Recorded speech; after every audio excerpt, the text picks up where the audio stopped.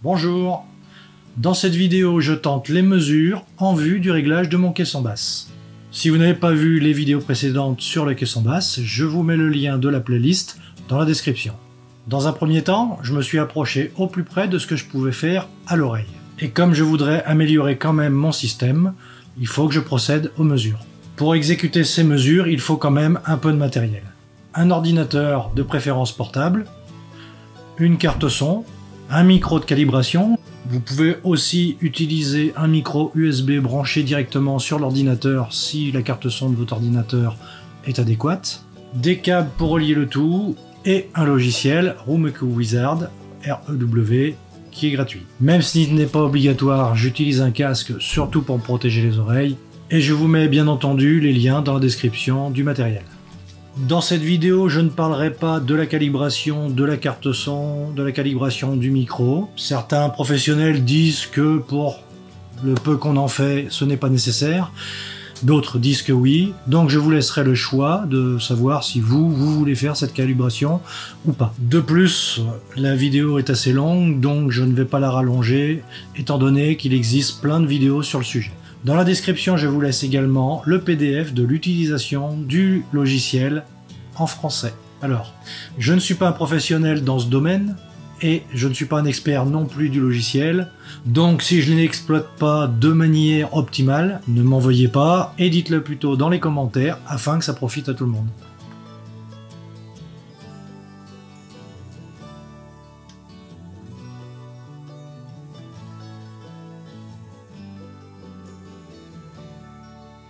Le micro est connecté à la carte son. La carte son est reliée au préampli et le préampli est relié à l'ordinateur. Alors je n'ai pas de support de micro, j'ai essayé de le mettre à peu près au point d'écoute. Bon là je reste en 44 kHz. L'output device c'est mon CP800, c'est-à-dire mon préampli de la chaîne. Alors pour tester une enceinte vous prenez la gauche ou vous prenez la droite. L'input, alors vous verrez, suivant le nom du micro, peut-être qu'il peut apparaître. Une fois qu'on en est là, je vais tester les enceintes, donc je mets speaker. Si je teste la gauche,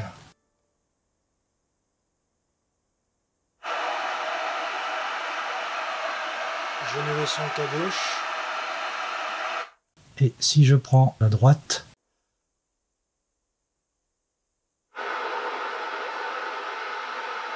je vais faire les deux en même temps pour voir. Là, je tourne le volume du son du préampli jusqu'à arriver à aligner les deux signaux. C'est-à-dire que le signal de droite, qui est mes enceintes, ou mon enceinte suivant si on en fait une ou deux, il faut qu'il corresponde le plus près possible du signal de base, sans jamais le dépasser.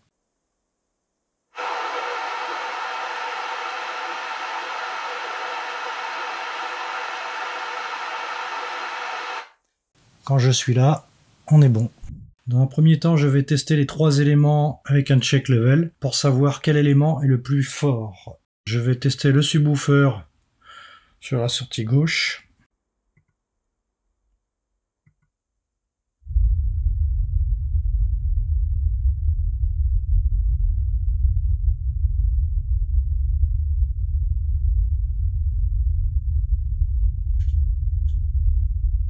Je suis à moins 29.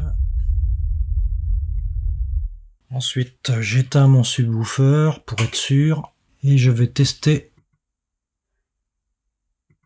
la droite.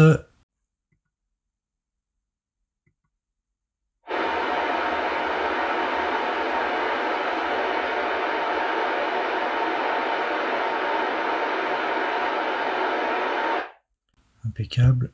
Et je vais tester la gauche. Je la rebranche.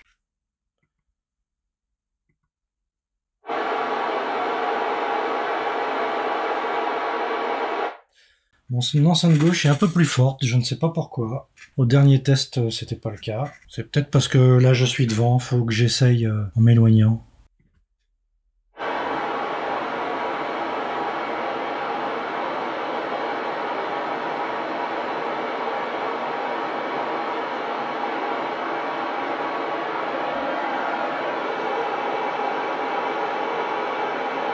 Donc là, juste pour les tests de niveau avant les enregistrements, Vous avez vu que ça a baissé un petit peu, puis après c'est remonté. Je me suis juste écarté devant mon ordinateur. C'est vrai que je suis un peu plus près de l'enceinte gauche.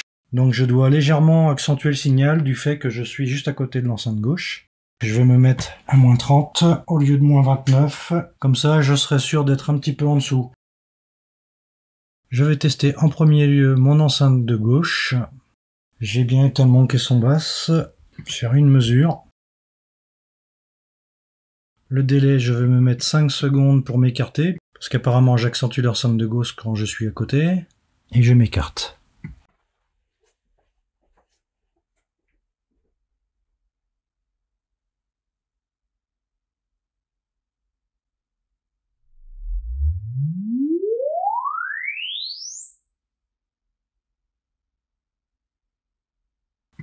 Je vais faire tout de suite l'enceinte de droite.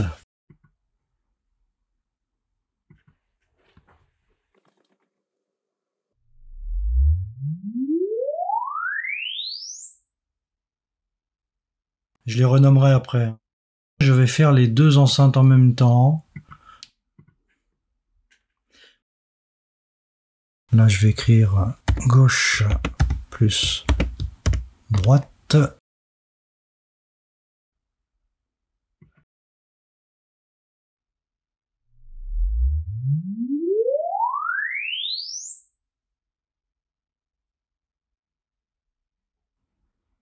Je vais faire le subwoofer. Voilà, donc je vais me mettre sur la gauche et je débranche mon enceinte de gauche. Autrement, j'aurai les deux signaux en même temps. Là, je vais écrire sub.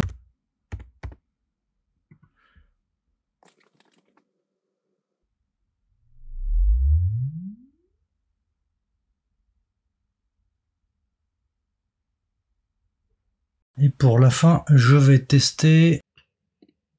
Je vais me mettre comme ça, je vais faire une prise de son globale. Et je répète le tout, il n'y a pas d'équalisation.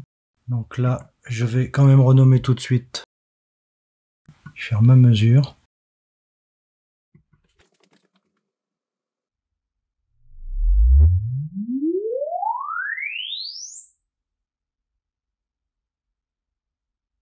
Donc, mince. Alors, apparemment, ça va être trop fort. Donc on va voir, mais il va falloir que je la supprime et que je baisse le volume.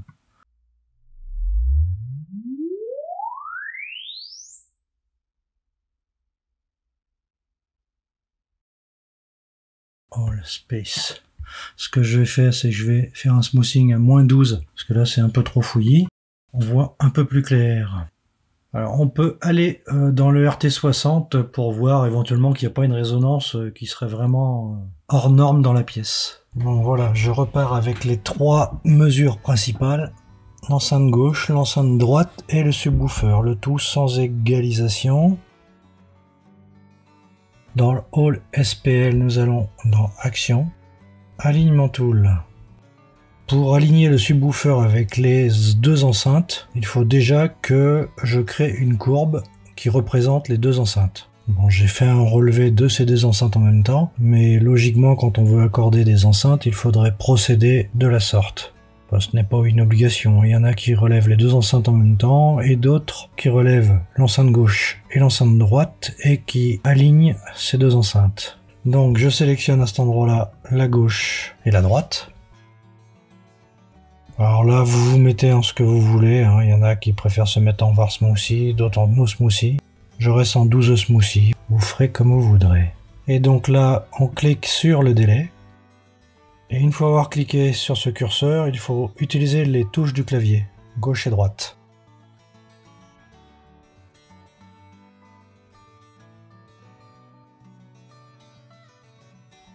Je monte un petit peu et on voit que la courbe change. Ce qu'il y a à l'écran, la courbe rouge c'est mon enceinte gauche, la courbe verte c'est mon enceinte droite, et la courbe noire c'est la courbe représentant les deux enceintes réunies. Donc le but justement est voilà, de jouer avec le curseur et de créer la courbe la plus alignée possible, tout en n'allant pas trop loin, car au-delà d'un certain moment, on retournerait complètement la situation.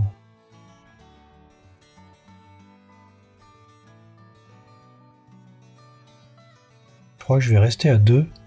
Parce que là, quand je me mets là, je crée un autre creux à ce niveau-là. Après, on peut faire la même chose ici et fignoler. C'est un réglage beaucoup plus fin. Je recrée des creux.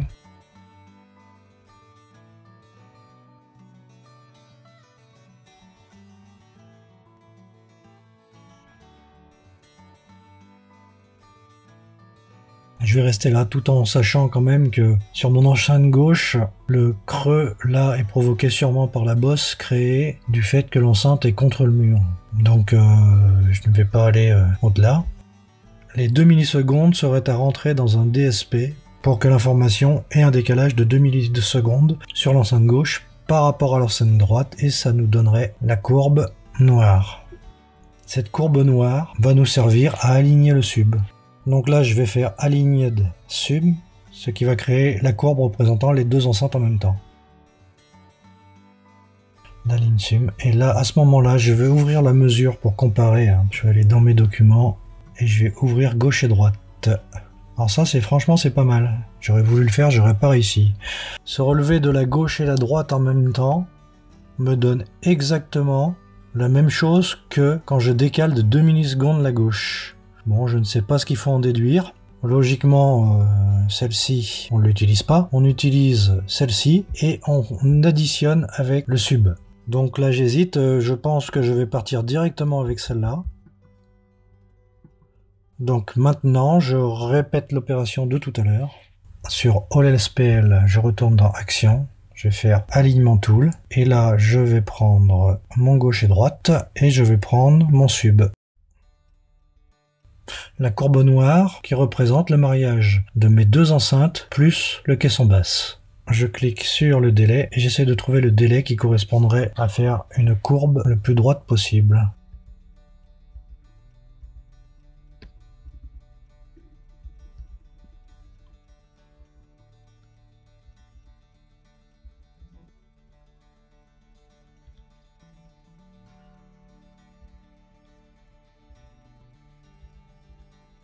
Je dirais là je suis pas mal. Je joue avec ça pour voir. Là on se rend compte que ça fait un creux de chaque côté. Si je joue avec ce creux, il diminue. Là j'arriverai presque à l'accentuer. Si j'arrive à accentuer le creux, c'est que je dois être plus proche de la vérité. Donc si sur mon caisson basse je fais un décalage de 2,50 millisecondes, donc la valeur à rentrer sur le DSP, quand on en a un bien sûr, quand on peut le faire, on obtiendrait cette courbe qui est franchement pas mal. J'ai aligné la somme des deux et je vais noter.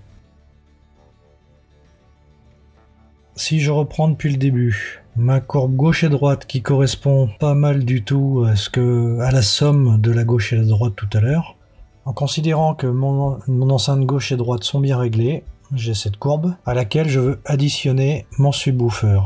Donc je rajoute le subwoofer, je vais dans Action, Alignement Tool, là je prends la gauche et la droite et je sélectionne mon sub, et là je joue avec le curseur jusqu'à arriver à quelque chose qui me convient.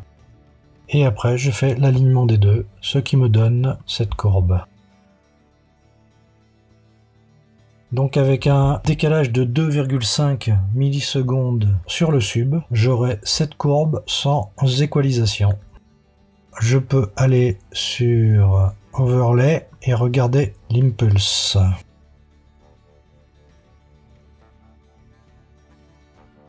À 2 millisecondes, il y a sûrement une réflexion quelque part qu'il n'y a pas là. Qu'il n'y a pas non plus à cet endroit-là. Donc pourquoi la réflexion gauche et droite?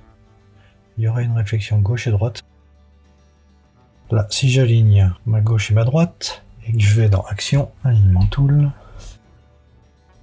la gauche et la droite, comme tout à l'heure. Align Sum.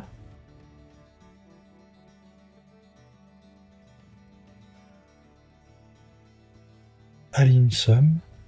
Oui, donc ça me crée exactement la même chose. Je ne sais pas ce qu'il faut en déduire.